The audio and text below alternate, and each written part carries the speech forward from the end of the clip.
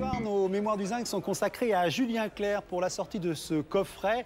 Julien Clerc Live, 74, 77, 81 et 2009. Julien Clerc, bonsoir. Bonsoir. Alors ça, c'est un véritable cadeau et moi, je suis sûr que je vais le trouver sous mon sapin cette année. Donc j'ai apporté le sapin et j'ai apporté le cadeau parce qu'il faut qu'on parle de ça sous cet angle-là. Alors, ces quatre, alors moi, je voudrais montrer ces quatre albums parce que c'est un véritable itinéraire dans la carrière de Julien Clerc et dans sa vie et rien que les pochettes déjà. Ouais. Alors là, c'est le Julien Clerc romantique, c'est le Julien Clerc... C'est ce qui a... Le physique qui a fait que je me suis choisi mon nom, puisque c'est un Dalien. Je m'appelle Paul Alain. Oui, c'était un prénom qui était peu porté, qui passait à l'époque pour un vieux prénom. Et alors, il me plaisait beaucoup ce prénom. Alors, ça, c'est vendredi 13. Là, on est en 1981. Ouais, déjà. Live de 81. Là, il y avait pratiquement que des anglo-saxons avec moi sur scène. Ouais. Et puis là... En 77, c'est au Palais des Sports. C'était une date très importante parce qu'à l'époque, le Palais des Sports était le précaré de Johnny. Oui. C'était dur de pouvoir... Il était le seul. On passait encore tous dans des théâtres ou dans des machins. C'était un beau spectacle. Et si l'Olympia était le précaré de Johnny, Bercy, ça a été vous. Alors j'ai été le premier français. Le premier français à remplir Bercy quand même. Quand même, c'est pas rien. Alors, il y a quelque chose de très émouvant parce que vous rendez hommage à vos paroliers dans un spectacle. Vous avez eu 11 paroliers. Alors, vous les énumérez. Oui. Ça va de Benjamin Biolay jusqu'à, bien sûr... Étienne Rodagier. Ce que je disais, je les cite par ordre alphabétique, c'était faux puisque je citais Rodagier l'an dernier. Voilà, il faut faire une boucle. Il y a Carla Bruni, il y a Le Forestier, Luc Plamondon, Françoise Hardy, Jean-Loup Dabadi et David McNeil, entre autres. Mais évidemment que sans eux, je ne serais rien puisque j'ai eu la chance de pouvoir mettre des jolis mots en musique toute ma vie. On a l'impression qu'il y a plusieurs étapes. L'étape Rodagier, Bien sûr, c'est les 15 premières années en gros. C'est-à-dire c'est les grands titres qu'on connaît. D'ailleurs, on le voit sur la pochette. On commence aussi bien par Poisson mort, qui est que je trouve formidable, qui aujourd'hui... C'était une chanson, je pense, qui était en avance. Étienne traitait le sujet écologique vraiment avant l'heure. Et il y a beaucoup de gens qui riaient de cette chanson parce que c'était dans le style rodagilien. Assez à la fois poétique, un petit peu comme ça, baroque. Baroque. Mais enfin, pour moi, ça a été très clair. Dès que j'ai reçu les paroles, je me souviens, les poissons qui descendent les rivières sur le dos. Sur le dos, aller dire à mon amour et tout ça. Les hommes mettent des barrages entre eux et tout ça. Entre eux et le bonheur. Et le bonheur. C'est une très très belle formule qu'on retrouve dès le début. Et il y a eu un moment, et vous dites vous-même, il n'a pas forcément bien vécu, vous êtes allé voir vers d'autres parce que, si vous voulez, je sers beaucoup... Le rythme de la langue écrite par mes auteurs est très important pour moi en tant que musicien. Et je pense que d'avoir travaillé avec des auteurs différents, ça m'a permis au cours des années de me renouveler musicalement. Donc à un moment donné, c'est pas que je voulais plus travailler avec lui, mais je ressentais le besoin d'écrire avec quelqu'un d'autre, des choses différentes. Mais évidemment, Dabadi, c'était de très grande qualité aussi, mais ça passait en tout cas pour être plus populaire, plus direct pour les gens. On s'est fâché beaucoup avec Étienne et puis après on se redéfâchait, en fait, etc. Et un jour, il a dit, comme par ce genre de... Il aimait bien les formules. Alors il a dit, allez Julien Clerc, c'est comme la Révolution française, il faut tout accepter ou ne rien accepter. Ça voulait dire que les autres auteurs étaient... toléré. D'accord. Bon alors, est-ce qu'il tolérait Carla Bruni? Je ne sais pas, parce que comment est arrivée Carla Bruni? Je me souviens d'un dîner avec elle où il avait été tout juste gentil quand même. Mais il était resté poli, mais de toute façon, quand il était mis en présence des autres, il n'était jamais très agréable. Alors vous dites que vous avez découvert son texte et que, un peu comme par hasard, on vous l'avait glissé sur votre piano. Le premier texte, ça s'appelait « Si j'étais elle ». Et en fait, ils avaient bien monté leur coup avec Bertrand de Labbé. Elle avait travaillé pendant l'été. Votre agent, Et j'ai reçu, le texte au mois de septembre, là, sur mon piano. Et comme ça. Et je ne savais, mais c'était pas signé. Et j'ai trouvé ce texte formidable et j'ai appelé Bertrand, j'ai dit qui a écrit ça? Je ne reconnais pas ce style. Et il y a une fraîcheur dedans, on va dire même par moments, me semblait-il, une certaine maladresse très charmante. Et il m'a dit, devinez. Et voilà, c'est là qu'on a commencé à écrire ensemble.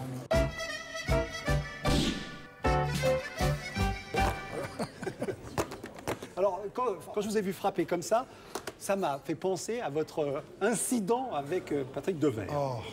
Bon, alors donc vous avez, au moment de la séparation de Patrick Devers avec Miu Miu, et quand Miu Miu est venu avec vous, il est venu quand même vous voir et vous a... Il est venu me voir à la sortie du tournage, en fait, dans la rue.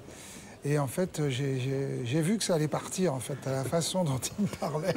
J'ai vu que ça allait partir, que ça allait m'arriver dessus d'une façon ou d'une autre.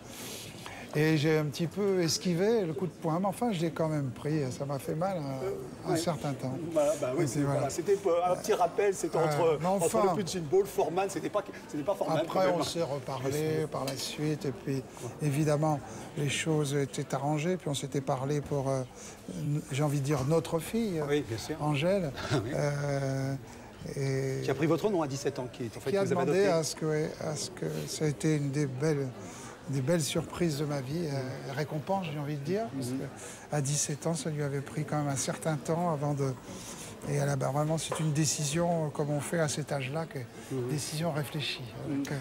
Alors, ce punching ball, on s'est un petit peu écarté, mais voilà, c'est des choses dont je voulais parler avec vous. C'est l'occasion pour notre invité de revenir sur un sujet qui l'a agacé, ou une polémique qui l'a agacé ces derniers temps.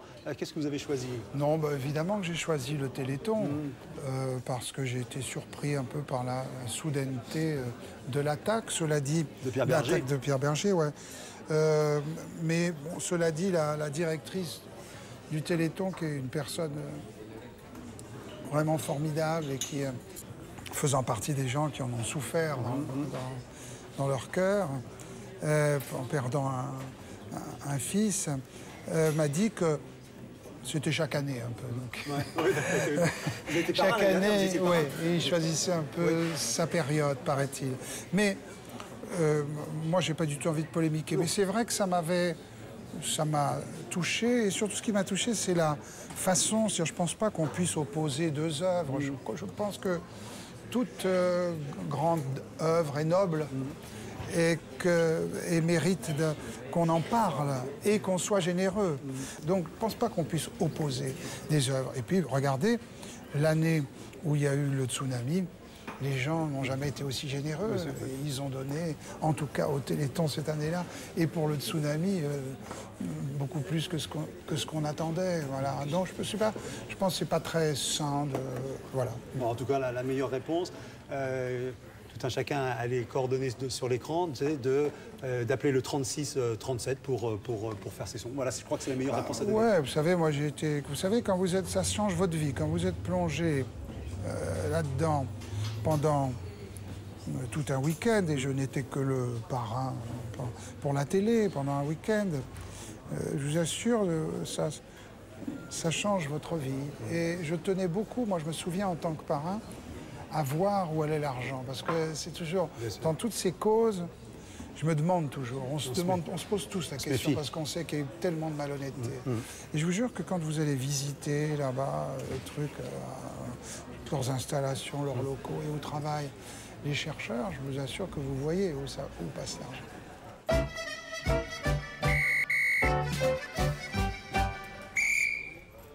Ah, c'est beau, hein? Oui, alors, donc, ce sifflet matérialise le moment où nous passons à la mauvaise critique.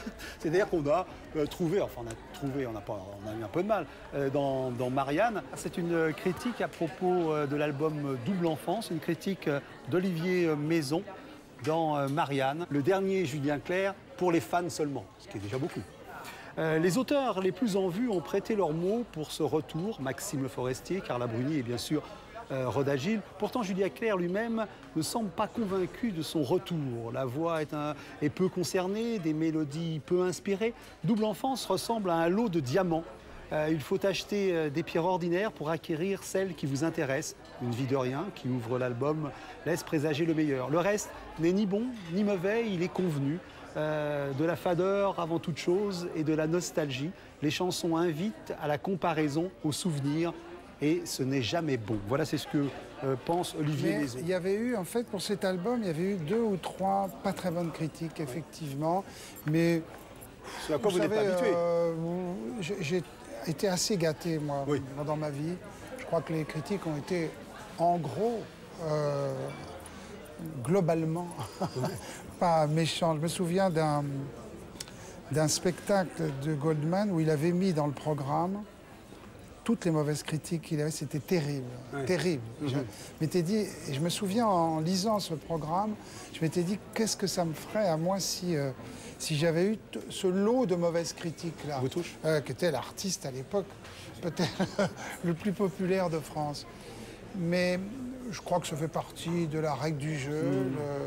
Enfin, quand vous avez posé cette question-là, ça veut dire que vous auriez été touché, vous, par des critiques? Oui, mais vous savez, en fait, je lis pas trop. Mais quand celle-là, par exemple, je la trouve pas très constructive. Il m'est arrivé de lire des critiques qui n'étaient pas bonnes, mais dont on pouvait tirer des enseignements. Mais il m'est arrivé même d'appeler un critique en disant que j'étais pas tout à fait d'accord, mais que loin de moi l'idée de critiquer son travail, mais que là, j'étais pas d'accord et que je trouvais ça injuste et tout. Mais là, je la trouve pas extrêmement constructive, celle-là. Mais c'est vrai que cet album-là, il y avait des gens qui avaient ressenti ça. C'était la première fois, en fait. Je me souviens de Véronique Mortaigne dans Le Monde, qui n'était pas très pour cet album-là non plus. Donc on voit que vous vous souvenez bien des critiques qui ont été vous savez, vous partez... 41 ans de carrière. Voilà. Alors vous croisez des gens que vous êtes appelés à revoir quand même. C'est-à-dire que vous faites un peu le même métier. C'est-à-dire que c'est toujours les mêmes gens qui vont vous juger. Je sais un peu d'avance ceux qui n'aiment pas mon travail. Je sais ceux qui vont être bienveillants. Mais je ne suis pas contre une mauvaise critique, mais constructive. Voilà. Alors cette caméra, c'est pour nous emmener dans un petit moment d'intimité. Regardez, je vais filmer ça. Des forces de fumer la drogue. C'est à l'attention de Léonard. Et déjà. Puis, oui, parce que vous vous parlez moralisme, il vaut mieux ça. Non, non, mais enfin, vous l'avez dit dans vos interviews, vous avez consommé un petit peu de drogue, mais vous avez plutôt une vie saine, sportive. Ouais, moi j'ai de la chance d'avoir un côté en moi qui est assez, en fait, équilibré. Et à la différence de certains collègues ou de certains autres artistes, je sais que c'est pas toujours bien vu de dire ça, mais j'ai plutôt besoin de l'harmonie pour bien travailler. Et généralement, c'est dans les moments de bonheur que je compose le mieux. Mais il peut y avoir les gosses autour, tout ça. Oui, toujours, sans problème. Toujours. À partir du moment où ils ont été là, ils vous grimpent dans les jambes. Mais par contre, Barnabé, qui était mon premier garçon, supportait pas que je travaille. Que les filles, ça n'a jamais été comme ça. Et lui ne supportait pas que je travaille, donc il arrivait à la hauteur du clavier comme ça, et quand je travaillais, il faisait pour que j'arrête d'écrire. Et Léonard est pareil. Alors, est-ce que ce sont les garçons? Les garçons peuvent être jaloux du travail de leur père. Voilà, donc on dit aux enfants, laissez un peu travailler votre père, il reste encore... quelques albums à composer. Avant de nous séparer, je voulais faire ce cadeau.